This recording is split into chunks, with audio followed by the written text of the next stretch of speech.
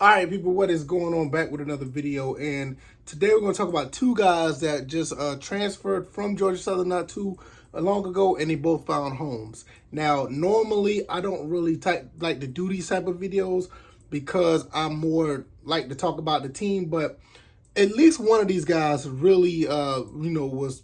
I felt that could have been a really good player for us. And I want to continue to follow his career because I really, really like this player. So I'm going to give you some insight on those two players. And I'm also going to I'm going to give you my thoughts on what I think this means for Georgia Southern football. If this is your first time here, welcome to the First and Frame Raised channel. I am VF Baller. Over here, we talk about Georgia Southern and Atlanta Falcons football. Every day in the morning, around 9 o'clock, I do a podcast pertaining to those two teams. Hopefully, you guys can come around and check it out. And also, it's on pretty much every podcast platform you want to, listen to. So check that out, and we'll just go from there. All right. Well, first and foremost, before I get into the person I really want to talk about, I just was informed, which I should have known this earlier, that linebacker Micheal Edwards, transferred from Georgia Southern. I mean, I knew that part, but he found a new home at East Carolina. So that's a really good pickup for them because Micheal Edwards, I didn't follow his career as much as Georgia Southern, but I knew he was one of those up-and-coming kids that could have made a difference for Georgia Southern. And it's good to see these guys that enter the transfer portal find homes because in some cases, you don't really find homes when you leave and go to the transfer portal. I think it's like a very high percentage that some kids will just get lost in the sauce. But when you got guys that are talented and have connections and find ways to find a place for them, it's a very good and smooth transition to find a home for guys who are just as talented. So really cool to see Micheal Edwards find a home, and I wish him nothing but the best. Now, the other person I want to talk about is the kid I've been rooting for from day one. All the way from Darlington, Pennsylvania, I thought he was going to make a big difference for Georgia Southern, especially on a national level. When you bring guys in from that far away down to Statesboro, Georgia, or any location where you're at, when you find guys in different areas of the country and bring them in and have them make a difference for your team, that could be real significant for your recruiting down the road. Now, obviously, things have changed at Georgia Southern. It could have been something special if things would have went the way we thought they were, but we got a new coaching change. Everything just flipped over, and unfortunately for Sean Pelkisson, he did not find his spot for him at Georgia Southern. So I really thought that he was going to be able to, be that guy. If you've seen the tape on him, I think he's a physical force on defense. I've always advocated for him to play on defense, but unfortunately, for some reason, the coaching staffs did not see it that way, which is fine. Everybody have different philosophies. That's just how things go sometimes. But I feel like with him moving to the University of Rhode Island, playing for the Rhode Island Rams, I think he's going to make a difference possibly immediately. As soon as he touched the field, he's going to be something special. It's just something about the kid. I feel it.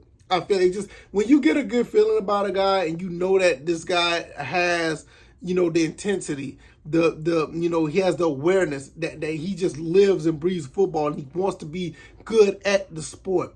And when you look at the tape of what he does, I'm not saying he's one of the best ever, but I know you're going to get good production out of him. So with that being said, I can't do nothing but salute Sean Pelkisson. Hopefully that he makes a name for himself at Rhode Island. I'm going to be rooting for him and following him. I'm going to be watching the games. I'm pretty sure the games are going to be on ESPN Plus. So I'm definitely going to be watching you, Sean. Hopefully you go out there and make a difference and show everybody what you're made of.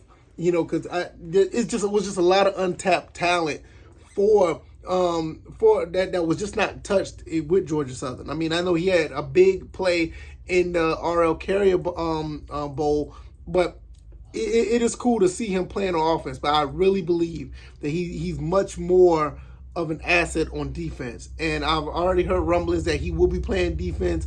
They're going to have him playing some fullback and tight end. And I think the fullback, I think he'd do pretty good as well because he likes to hit people.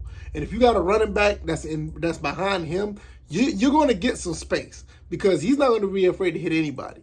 So like I said, I salute him. I hope everything goes well for him, and I will be watching. What does this mean in the long run for Georgia Southern?